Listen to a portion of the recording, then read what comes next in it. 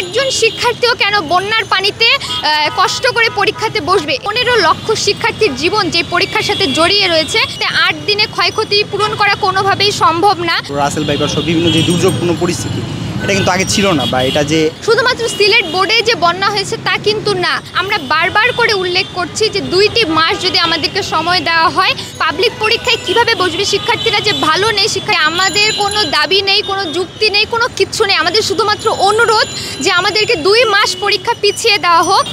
আর একটা মানুষের যে 5টা যে মূল চাহিদা, খাদ্য, বস্ত্র, শিক্ষা, বাসস্থান, এগুলো আছে। তো আমরা যদি এখন সিলেটের দিকে তাকাই, মানে সিলেটের মানুষজন তো মানে এই 5টার যে কোনোটা যে ফুলফিলভাবে পাচ্ছে, একটাও পাচ্ছে না। বর্তমানে সিলেট বোর্ডের যে পরিস্থিতি, তাতে 8 দিনে ক্ষয়ক্ষতি পূরণ করা কোনোভাবেই সম্ভব না। তাদের এই মুহূর্তে না আছে কারেন্ট, না আছে নেটওয়ার্ক, না আছে সুপেয় পানির ব্যবস্থা, না আছে খাদ্য। তারা বারবার বলছে যে পরীক্ষাটা 8 দিনে তাদের ক্ষয় পূরণ করে পরীক্ষাতে বসা সম্ভব না। সিলেটে যে পরিস্থিতি, সিলেট সহ বাংলাদেশের বিভিন্ন এলাকায় বন্যার যে পরিস্থিতি, তারপর রাসেল ভাইপার সহ বিভিন্ন যে দুর্যোগপূর্ণ পরিস্থিতি, এটা কিন্তু আগে ছিল না, বা এটা যে এতটা এক্সট্রিম লেভেলে আসবে এটা আমরা কেউ আজ করতে পারি।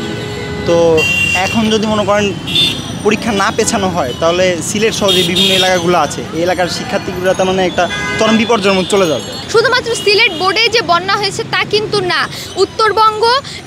উত্তরবঙ্গের ক্ষেত্রে দিনাজপুর বোর্ডে দেখা গিয়েছে বন্যা, এবং সেখানে প্রচুর শিক্ষার্থী ক্ষয়ক্ষতির সম্মুখীন হচ্ছে। ময়মনসিংহ বোর্ডে কিন্তু বন্যা দেখা গিয়েছে, এবং কি চট্টগ্রামের বেশ কিছু অঞ্চলে বন্যা দেখা গিয়েছে।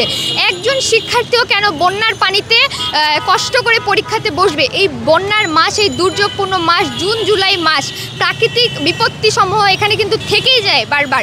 প্রত্যেক ব্যাচের ক্ষেত্রে দেখা যায় যে বারবার পরীক্ষা পিছিয়ে নেওয়া হয় পরীক্ষার আগ মুহূর্তে। আমরা চাই যে কর্তৃপক্ষ সুদৃষ্টিতে, সুবিবেচনায় এনে বিষয়টি দেখুক এবং আমাদেরকে একটি সঠিক সিদ্ধান্ত দিক। এখনও পর্যন্ত কিন্তু আমরা কোনো সঠিক সিদ্ধান্ত পাইনি।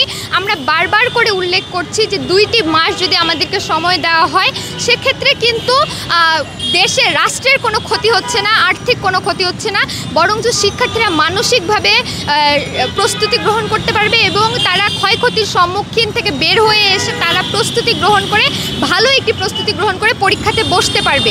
অন্যান্য বোর্ডের ক্ষেত্রে যদি দেখা যায় যে বন্যা হচ্ছে না ঠিকই, কিন্তু জুন জুলাই মাসে কিন্তু প্রাকৃতিক বিপত্তি সমূহ থাকে, এবং অন্যান্য বাকি বোর্ডগুলোতে যেগুলোতে বন্যা হয়েছে সেই বোর্ডের বন্যাতে কিন্তু পরীক্ষা পিছানো হয়নি। আমরা চাই সকলকে সমতায় এনে একটি লেভেল প্লেইং গ্রাউন্ডে পরীক্ষাতে বসাতে। আমরা চাই যে যেই সকল বোর্ডে অন্তত বন্যা হয়েছে, সকলের কথা বিবেচনায় এনে কর্তৃপক্ষ আবার বিবেচনায় এনে যেন দেখে বিষয়টি। আপনারা যারা মেইন স্ট্রিম মিডিয়াগুলোতে আমাদের খবরগুলো প্রচার করছেন বারবার যে বন্যা হচ্ছে, কিন্তু শিক্ষার্থীরা সেই বন্যা একটি পাবলিক পরীক্ষায় কিভাবে বসবে? শিক্ষার্থীরা যে ভালো নেই, শিক্ষার্থীরা যে বসতে পারবে না, সেই কথাগুলো কিন্তু উঠে আসছে না। 15 লক্ষ শিক্ষার্থীর জীবন যে পরীক্ষার সাথে জড়িয়ে রয়েছে, সেই পরীক্ষাতে বারবার কেন এত বাধা আসছে, বারবার কেন বিপত্তি আসছে, কেন শিক্ষার্থীরা একটি সঠিক সিদ্ধান্ত পাচ্ছে না? এখানে ভিত্তিহীন বলতে আসলে কোন কথাটি বোঝানো হচ্ছে?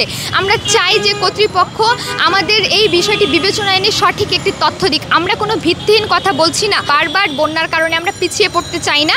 আমরা চাই সকলে একসাথে পরীক্ষায় বসতে। যদি আমরা সকলে একসাথে পরীক্ষায় না বসতে পারি, সেক্ষেত্রে দেখা যাবে কোনো বোর্ড আগে পরীক্ষা শেষ করবে, কোনো বোর্ড পরে পরীক্ষা শেষ করবে।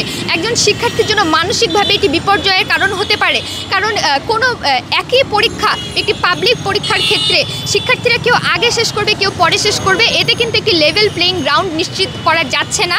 সকলের উচিত একটি সমান অধিকার পাওয়া। তবুও যেন যতটুকু না হলেই না ততটুকু যেন শিক্ষার্থীদেরকে দেওয়া হয়, এবং 2 মাস পরীক্ষা পিছিয়ে নেওয়া হয়। আপনারা যদি ভালোভাবে খোঁজ করেন, দেখেন এবং বিষয়টি উপলব্ধি করেন, আপনারা বুঝতে পারবেন যে শিক্ষার্থীরা আসলে ভালো নেই।